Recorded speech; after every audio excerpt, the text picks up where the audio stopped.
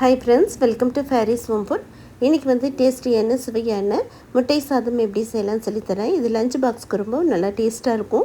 குழம்பு இல்லாத நேரத்தில் டக்குன்னு இந்த மாதிரி 4 முட்டையை வச்சுட்டு முட்டை சாதம் பண்ணிங்கன்னா ரொம்ப சூப்பராக இருக்கும். வாங்க இந்த டேஸ்டியான முட்டை சாதம் எப்படி செய்யலாம்னு சொல்லித்தரேன். வீடியோக்குள்ளே போய் பார்க்கலாம்.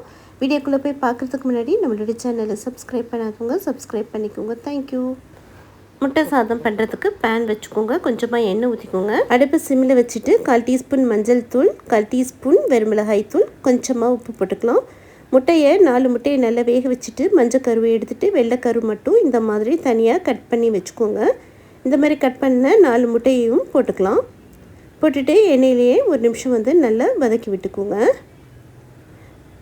இப்போ எண்ணெயிலேயே வறுத்த முட்டையை கொஞ்சமாக ஒரு ஓரமாக ஒதுக்கி விட்டுட்டு இப்போது 2 முட்டையை பச்சை முட்டையை 2 முட்டை போட்டுக்கலாம். 2 முட்டையும் போட்டுட்டு மறுபடியும் கிளறி கொடுத்துக்கலாம். வேக வச்ச முட்டையும் இந்த மாதிரி வடித்து ஊற்றின முட்டையும் போட்டு செய்யும்போது அந்த ரைஸ் வந்து ரொம்ப நல்லா டேஸ்ட்டாக இருக்கும். அவ்வளோதான், ஒரு நிமிஷம் நல்லா முட்டையை வறுத்து விட்டதும் இப்போ வந்து ஸ்டவ் ஆஃப் பண்ணிக்கோங்க. ஆஃப் பண்ணிவிட்டு இந்த முட்டையை தனியாக ஒரு பிளேட்டுக்கு எடுத்து வச்சுக்கலாம். பாருங்கள், தனியாக முட்டை எடுத்தாச்சு. இப்போ இது ஒரு பக்கம் இருக்கட்டும். இந்த மாதிரி வறுத்து போடும்போது ரொம்ப நல்லா டேஸ்ட்டாக இருக்கும். இப்போ வாங்க அதே பேன்லேயே கொஞ்சமாக எண்ணெய் ஊற்றிக்கோங்க. எண்ணெய் சுடானதும் ஒரு வெங்காயம் ஒரு தக்காளி நீல வாக்கில் கட் பண்ணிவிட்டு போட்டுக்கோங்க. போட்டுட்டு இது கூடவே ஒரு 1/2 டீஸ்பூன் மட்டும் இஞ்சி பூண்டு பேஸ்ட் போட்டுக்கலாம். போட்டுட்டு நல்லா வதக்கிக்கோங்க. இப்போ நம்ம பண்ணுற இந்த முட்டை சாதம் வந்து தாராளமாக 2 பேர் நல்லா சாப்பிட்லாம். குழந்தைங்கன்னா 3 குழந்தைங்க தாராளமாக சாப்பிட்லாம். இப்போ நல்லா வெங்காயம் தக்காளி வதங்கினதும் 1/4 டீஸ்பூன் மஞ்சள் தூள், 1/4 டீஸ்பூன் வெறுமிளகாய் தூள், 1/4 டீஸ்பூன் மல்லித்தூள் போட்டுக்கோங்க. 1/4 டீஸ்பூனுக்கும் கம்மியாக கரம் மசாலா தூள், மிளகுத்தூள், ஜீரகத்தூள் 3 தூளையும் 1/4 டீஸ்பூன் கம்மியாக போட்டுக்கோங்க. கொஞ்சமாக தேவையான அளவுக்கு உப்பு போட்டுக்கோங்க. ஆல்ரெடி முட்டையில் உப்பு காரம் போட்டிருக்கோம். உங்கள் காரத்துக்கு ஏற்ற மாதிரி நீங்கள் பார்த்து போட்டுக்கோங்க. இப்போ நல்லா வதங்கினதும் கொஞ்சமாக 1/4 கப் அளவுக்கு தண்ணி ஊற்றிக்கோங்க. ஜஸ்ட் இது மசாலா வாசனை போகிறதுக்காக தான். மசாலா வாசனை போகிற வரைக்கும் நல்லா எண்ணெயிலே வதக்கி விட்டுக்கோங்க. ஒரு 2 நிமிஷம் அப்படியே அடுப்பு சிம்மில் வச்சுருங்க. இப்போ மசாலா வாசனை போனதும் நல்லா கிளறி கொடுத்துக்கோங்க.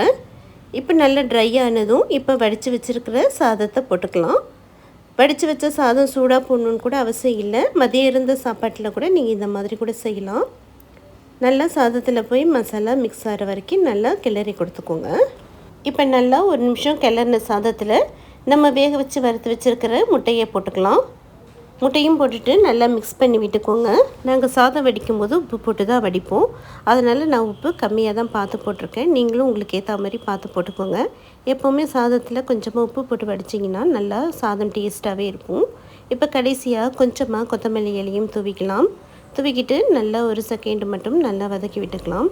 அவ்வளோதான், சூப்பரான முட்டை சாதம் ரெடி ஆகிடுச்சு. பார்த்துக்கோங்க. அவ்வளோதான், இந்த டேஸ்டியான முட்டை சாதத்தை ஒரு பிளேட்டுக்கு மாற்றிக்கலாம். நல்ல சுட சுட இந்த சாதம் சாப்பிட்டிங்கன்னா ரொம்பவும் நல்லா டேஸ்ட்டாக இருக்கும். லஞ்ச் பாக்ஸுக்கு கட்டி கொடுக்குறதுக்கும் ரொம்ப அருமையாக இருக்கும். எல்லா லஞ்ச் பாக்ஸை காலி பண்ணிட்டு வருவாங்க. அவ்வளோ சூப்பராக இருக்கும். இதே போல் செஞ்சு பார்த்துட்டு எப்படி இருக்குன்னு கமெண்ட் பண்ணுங்கள். இந்த வீடியோ பிடிச்சிருந்ததுன்னா லைக் பண்ணுங்கள், ஷேர் பண்ணுங்கள், சப்ஸ்கிரைப் பண்ணுங்கள். தேங்க்யூ ஃபார் வாட்சிங். பாய்.